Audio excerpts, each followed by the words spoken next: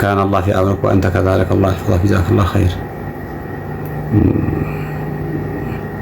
لو كان كل اليمنيين يعني كلهم معهم جوالات، كل بعض معهم هاشتاج كلهم، ولا معهم رسائل في الواتساب والتويتر وغيرها ما شاء الله، والفيسبوك، والكل يحمل هم واحد، اليمن، البلاد، الوضع، مناقشة وضع البلاد، تحصل الناس كلهم ما شاء الله، ما تجد إلا نادر، والنادر ما بشي له حكم. مثل ما قال النبي، قال الناس كإبل المئة لا تكاد تجد فيها راحلة. الناس كلهم ما شاء الله يعني همهم بلادهم، أرضهم، ديارهم، دعوتهم، ما يعني نعمل عمل بهذا البلاد. إن شاء الله نزور أنت، إن شاء الله نزوركم بإذن الله تعالى، أصحاب حضرموت بإذن الله تعالى.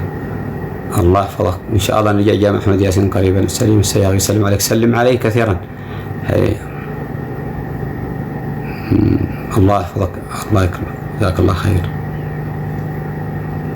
شكرا بيض الله وجهك. لا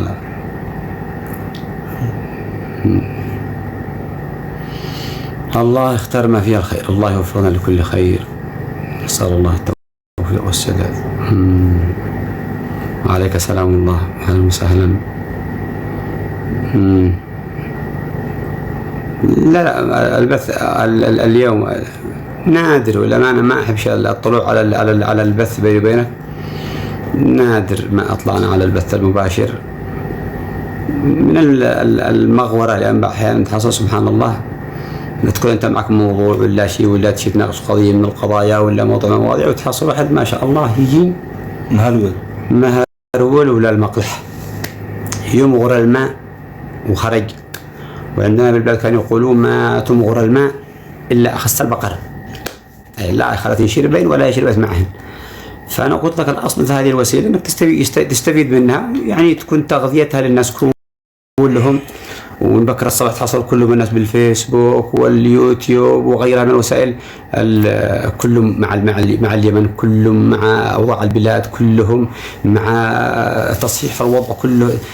تشعر أنه الناس حسهم عند بلادهم، يعني حريصين على بلادهم تماما. يا أخي من جزء دول العالم، يا أخي ليش من دول العالم الآن مثلا، أنا أقول لك الآن السعودية الآن تستقبل ما يقارب أكثر من 3 مليون حاج.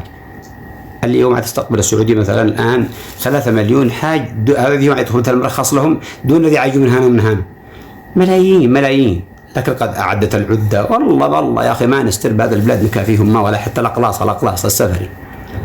حينما توجد بلد عملاقة، عندنا الجسور والطرقات والمدارس والجامعات والمصانع والإنتاج، ونصنع سلاحنا، غذاءنا، دواءنا، من حقنا من عندنا. لكن ما بش معاك شيء يا أخي، جالسين في الفيسبوك والتويتر وكذا، ورسائل وخبر ما بش له معنى، وانت من انت وهو مزوج ولا مطلق، وهو بس هذا القضايا حقنا. تحصل في دول العالم الآخرين معهم يطرحوا القضايا يشتوا مناقشتها، ويناقشوا مثلا قضية، يعني يطرحوا قضية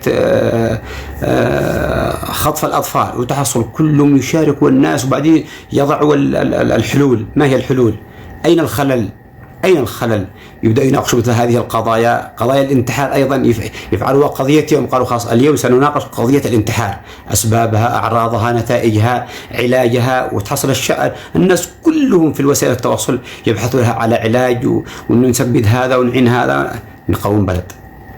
لكن ما يسدون إلا علوم البلاء، فلان اتضرب، فلان اكتسر، فلان اتكعدل، فلان انتحر، فلان قتل، فلان صدم، فلان. بس هذا علومنا بحق الفيسبوك فقط. عاد ما قد طفيش لو قد قال لك حادث، فلان قتل ابوه، فلان قتل امه، وفلان يعني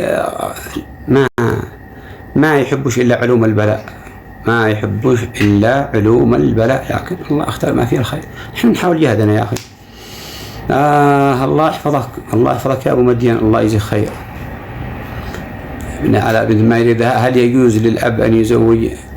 هو إذا يزوج الولد الأصل الذي يختار، بس يتحمل نتيجة اختياره.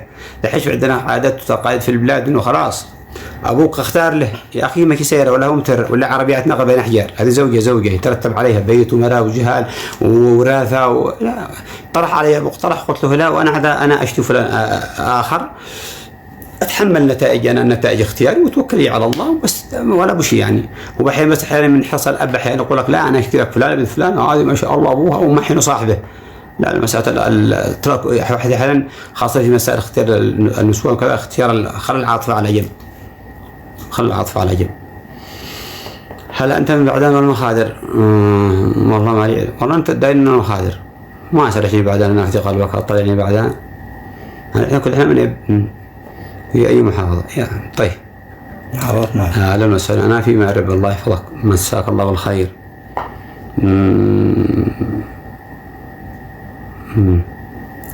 أهلا وسهلا. الله يكرمك، الله يجزيك خير، الله يحفظك. مرحبا يا بن هبة، يا بن هبة ذكرتني بصادق هبة، ذكرتني بصاحب البلاد صادق هبة على أبو سلام الله. أي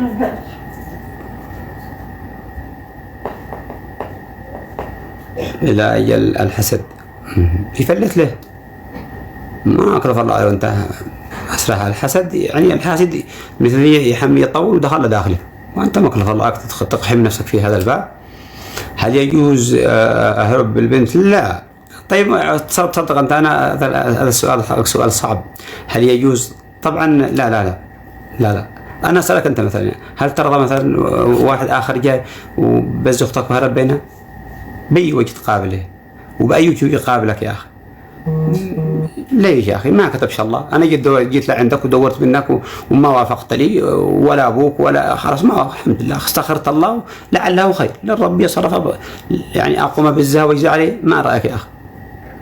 فيما بعد فترة من الزمان مثلا وتزوجت وكذا، يعني حصلت مشاكل، يعني لمن تلجأ بالله عليك وأنت قد كسرت نفسيتها؟ لا مش صحيح. وأتوا البيوت من أبوابها، ولا تحاول يعني مثل أشبه العادات مش صحيحة. أكيد هذا الكلام تصدق هذا الخبر، والله أخلق أنا في قلبك. هذا الموضوع تألم بقلبي بينه، وقد تكلم بينه ب3 محاضرات